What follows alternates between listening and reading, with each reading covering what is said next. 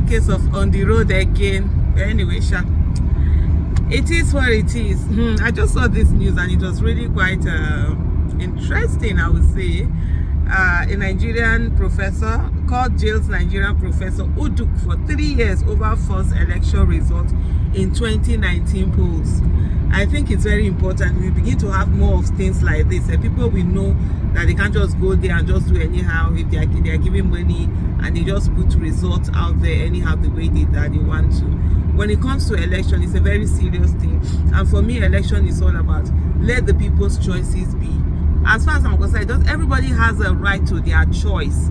I see a lot of Nigerians, coming out that, oh, come and apologize for your choice. Please, you can't tell someone to come and apologize for something that they have a right to, a constitutional right to make their choice, and they did. You understand? It is everybody's business whatever they want to vote for. And the thing is that it should not be rigged. Let it count, let it be, let it the way it is, the way the people voted. So people like, well, let them vote stone. Let them vote a stone. That's what they want. And it should go there. Let it be counted. That's all. So this one, Sahara Reporters is reporting, says the Independent National Electoral Commission, INEC, prosecuted him, and in addition to the prison term, the court imposed 100,000 naira fine. Okay, so it's even the Independent National Electoral Commission that took him to this thing. A state high court in Uyo, Akwa Ibom State, has sentenced a university professor to 3 years in prison for perjury and publishing false election results during the 2019 general elections. But the thing with Nigeria is that there is so much delay. 2019 election, another election has been done. This is 2025. It's now that this whole thing is coming. The convicted academic, Professor Uduk of the University of Uyo, was found guilty of announcing and publishing fabricated results in the Asian Udim State Constituency election, where he served as the returning officer. The Independent National Electoral Commission prosecuted him, and in addition to the prison term, the court imposed 100,000 fine. Thank God they didn't say that he should pay the 100,000 fine and not do a jail term. The case marks the second high-profile conviction of a Nigerian professor for electoral fraud. In 2021, another academic, Professor Peter Ogba, was jailed for 3 years for falsifying results in Akwa Ibom Northwest senatorial election to favor then APC candidate Godswill Akpabio, now the Senate president. Wow. So how come to favor the APC? So this, okay, let me rewind a little bit. I'm trying to understand. There is something, so this is prosecuted, it's proven that he falsified the result. Was the election cancelled? How come Godswill Akpabio still went to Senate? Was there a re-election? Was the result cancelled? Or it doesn't matter, even if you falsify it, the falsified result still goes, why the professor is oh Lord, so like they always say, if they explain to Nigeria to you and you understand what they explain to you, then they didn't explain Nigeria very well to you. Ogban, a former University of Calabar lecturer, was convicted of manipulating results to boost Akpabio's votes against his opponent, Christopher Ekpeyong of the People's Democratic Party. Akpabio has since denied any involvement in the electoral fraud. Meanwhile, the cases against both professors were initiated by former INEC Resident Electoral Commission Mike Igini, who successfully secured a conviction before retiring in 2022. Uduk was first arraigned in December 2020 after a warrant was issued for his arrest the previous month due to his repeated failure to appear in court for the start of his trial.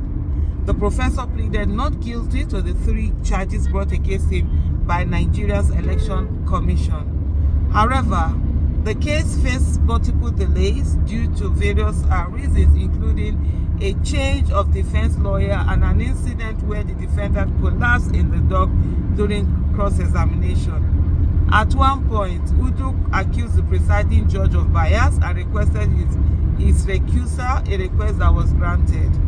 The case was then reassigned by the state's chief judge, but ironically, it was returned to the same judge for continuation. The judgment was initially set for 29 January, but was postponed to today, Wednesday. So that this was yesterday, yesterday, Wednesday, 5th February, after the defendant and his lawyer failed to appear in court, citing health issues. In response to the prosecution's request, Justice Basi Nkana revoked the professor's bail and issued a fresh arrest warrant. Oduk, dressed in a brown cassock, was later brought into the court in a wheelchair shortly before the prosecution and defense announced their appearances. Delivering the judgment, Justice Nkana ruled that the prosecution, led by Clement Onwewuno, had successfully proven that Oduk knowingly published false election results while serving as collation and returning officer. Citing Section 123, subsection 4 of the 2010 Electoral Act as amended, which states that publishing false election results is punishable by up to 36 months in prison, the judge affirmed that the prosecution had made his case. But what about if there is a falsification of result and it's found out that there is a falsification of result? How is that election not cancelled? How is that not changed? How is the person who benefited from the falsification of results still allowed to go on here?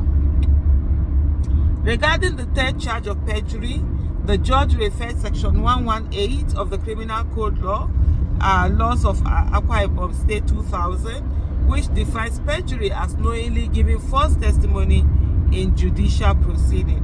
While the court acquitted Oduk of the first charge, announcing a false election result, it found him guilty on the other two counts, publishing false election results and perjury. The announcing, he was acquitted of that one. However, as a result, he was sentenced to 3 years in prison for each count, with both sentences running concurrently. So he was found 3 years for 2 different offenses, but instead of him to serve 3 years, then serve another 3 years, they're both going to run the same thing. The way I would say that, well, this is one. If we have more of this, it will serve as deterrent to a lot of people, especially these professors who are supposed to be honorable, doing all of this. But at the same time, also there has to also be a means by which people who are beneficial of this falsification of results are not allowed to enjoy the benefits. You see, the election is cancelled. All those people too, they should somehow be part of it.